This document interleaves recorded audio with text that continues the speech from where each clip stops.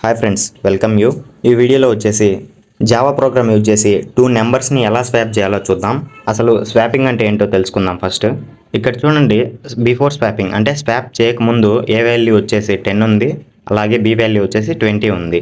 అలాగే స్వాప్ చేసిన తర్వాత ఆఫ్టర్ స్వాపింగ్ వచ్చేసి ఏ వాల్యూ వచ్చేసి 20 ఉంది, బి వాల్యూ వచ్చేసి 10 ఉంది.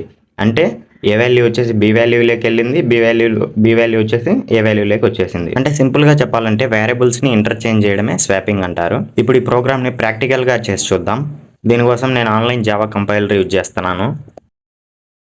ఇక్కడ నేను స్వాపింగ్ ఆఫ్ 2 నెంబర్స్ గురించి చెప్తున్నా కాబట్టి జస్ట్ ఒక కమెంట్ రాస్తున్నాను, స్వాపింగ్ ఆఫ్ 2 నెంబర్స్ అని. ఇక్కడ ఫస్ట్ నేను ఏం చేస్తున్నా అంటే 2 వేరియబుల్స్ తీసుకుంటున్నాను, A1 B1.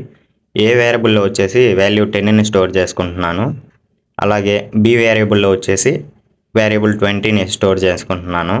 ఈ 2 వేరియబుల్స్ని నేను స్వాప్ చేయాలంటే నాకు ఇంకో వేరియబుల్ కూడా కావాలి, టెంపరరీ వేరియబుల్. సో ఈ లాజిక్ని మనము swapping of 2 numbers using third variable అని అనొచ్చు. సో ఇప్పుడు మనం లాజిక్ రాద్దాం చూడండి. ఇక్కడ ఇంటీజర్ టెంపరరీ వేరియబుల్ ఒకటి తీసుకుంటున్నాను.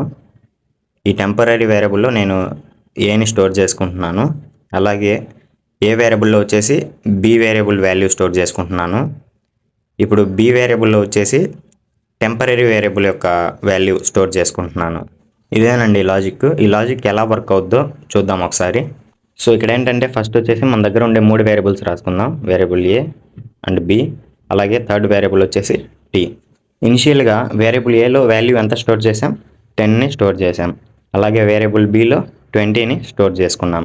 ఇప్పుడు ఈ రెండింటిని స్వాప్ చేయాలంటే లాజిక్ ఎలా వర్క్ అవుద్దో చూడండి. ఫస్ట్ నేను వచ్చేసి వేరియబుల్ ఏలో ఉండే 10ని టీలో స్టోర్ చేసుకుంటున్నా. ఇప్పుడు టీ వచ్చేసి 10లోకి వచ్చేస్తుంది. అలాగే వేరియబుల్ బిలో ఉండే 20ని ఏలో స్టోర్ చేసుకుంటున్నా.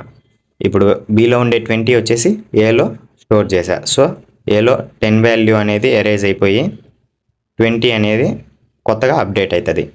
అప్డేటెడ్ వాల్యూ వచ్చేసి 20 ఏలో. ఇక టీలో ఉండే వాల్యూ 10 ఉంది కదా, ఇది వచ్చేసి నేను మళ్ళీ బిలో స్టోర్ చేసుకుంటున్నా. చూడండి, టీ వచ్చేసి బిలో స్టోర్ చేశా.